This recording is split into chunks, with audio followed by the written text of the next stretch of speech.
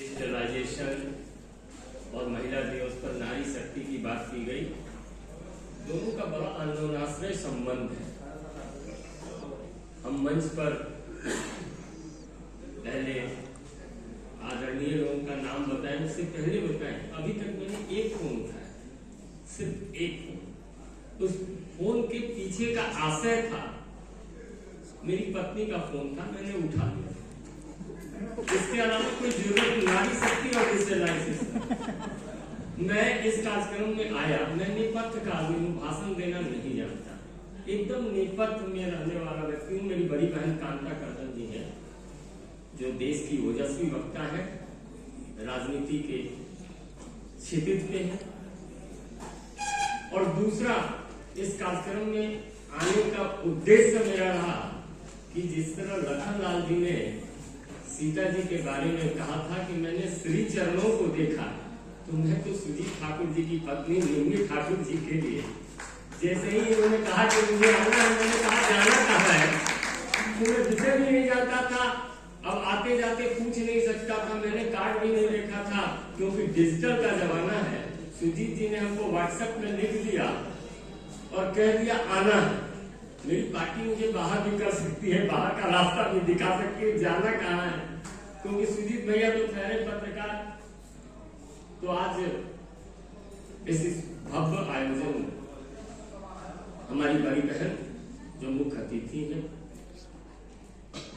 कांता कर्दम जी, विनीता हरिहरन जी और जमुना एक्सप्रेसवे के हेड बहुत सम्मानित स्मिता सिंह जी, इस शहर में निर्वाचित पार्षद, मेरे साथ भी पार्षद जुड़ा हुआ है, मैं भी विधान पार्षद हूँ और वहां महिलाओं को भी पार्षद ही कहा जाता है, उसके लिए कोई अलग स्त्रीलिंग की जरूरत नहीं है। ऐसी निगम पार्षद सुमन शर्मा जी। और बहुत अच्छा लगा जब सुप्रीम कोर्ट की वरिष्ठ अधिवक्ता महालक्ष्मी जी ने कहा कि मैंने खुद से ये सफर तय किया है, इस लोटा से लुटियन के सफर को तय किया है, इस लुटियन में आकर दस्तक दी है, तो बहुत अच्छा लगा। ऐसी बहन महालक्ष्मी जी, सुजीत ठाकुर जी, मेरे बड़े भाई मुकेश कौशिक जी, राजनेता मनोज यादव जी, जयराम विप्लव जी, उमेश जी और सबसे अच्छे संचालक जो मुझे बीच में बुला लिए और मेरे प्रतिदिन के साथी, जिनके अमर संदेश का संदेश हम हमेशा सुनाते रहते हैं, ऐसे मित्र।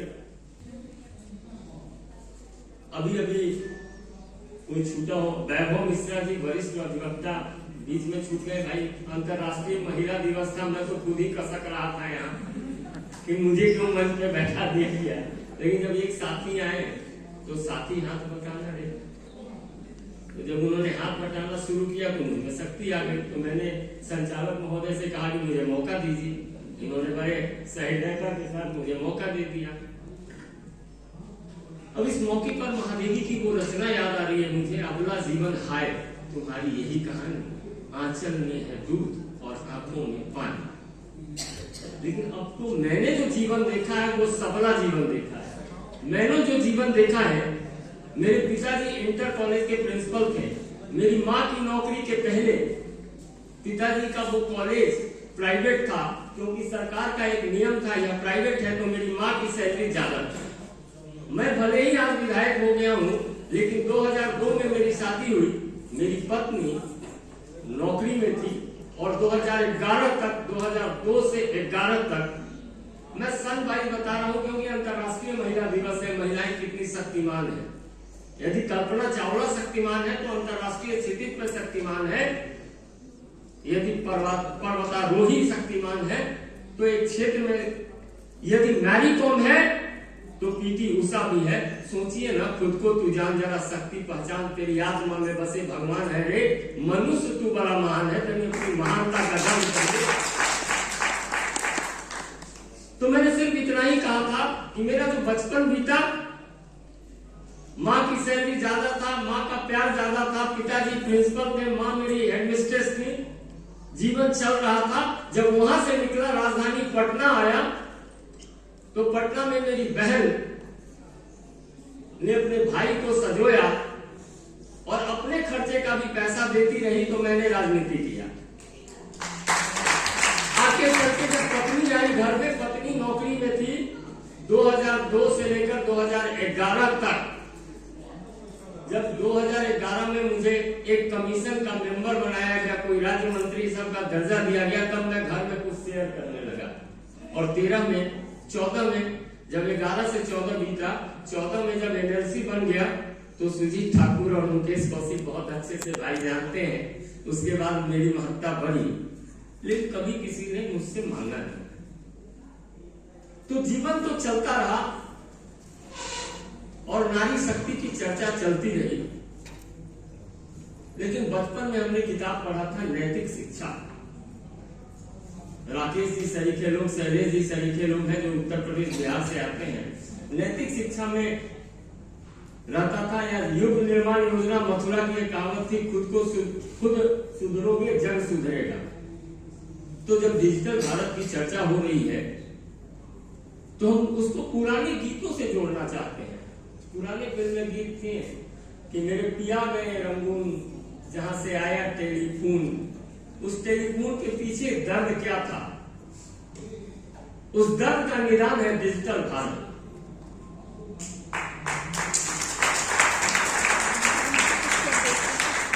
जब मनियागर दुबई से सीवान नहीं पहुंचता था, जब मनियागर दुबई से दरभंगा नहीं पहुंचता था, तो उस घर में 2 दिन की रोटी पर लाले पड़ते थे। उससे बचने का तरीका है डिजिटल भारत। जब मॉरिशस जाकर, दुबई जाकर, मस्कट जाकर, विदेशों में जाकर लोग नौकरी करते थे, बीमार है, मुझे कहा जाता है दर्द उसको मालूम होगा, वो क्या जाने पीर पराए, जिसके पांव में फटे बेवाए। अरे जिसके पांव में बेवाए, जिसका पति बाहर नहीं जाएगा, जिसका भाई, जिसका बेटा बाहर नहीं जाएगा, उसको क्या दर्द मालूम होगा? दर्द तो उसको मालूम होगा।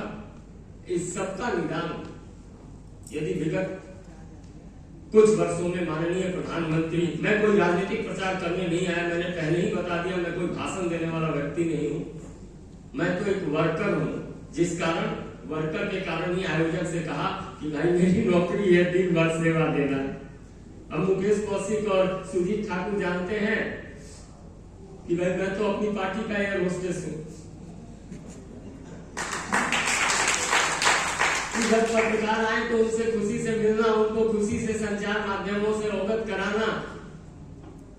तो मैं पार्टी छोड़ के तो मैं 5 बजे तक जा नहीं सकता। लेकिन एक पूंजी और है कि सुजीत जी की पत्नी मेरी भाभी है। तो जब लखनलाल जी वनवास जा सकते हैं तो मैं कंफ्यूजन क्लब क्यों नहीं जा सकता? तो सिर्फ मेरा इतना कहना था कि जो डिजिटल भारत है, उसने दर्द को कम किया है, उसने दवा दी है। मेरा बच्चा भी सिम्बोसिस में पढ़ता है। अब एक बार पैसा देते तो हो सकता था, दीदी ने कहा है कि भाई अपने को सुधरना है, ये करना है, खुद को संभालना है, लोटा से लुटियन में आकर लुटियन की संस्कृति से नहीं जुड़ना है। क्योंकि ये भागा भागी, ये आपाधापी जो संजय जी ने बताया, ये आपाधापी तो पाश्चात्य की आपाधापी है। उस पाश्चात्य की विराट में हम कहां पढ़ रहे हैं? हम तो उसी कुर्ते में हैं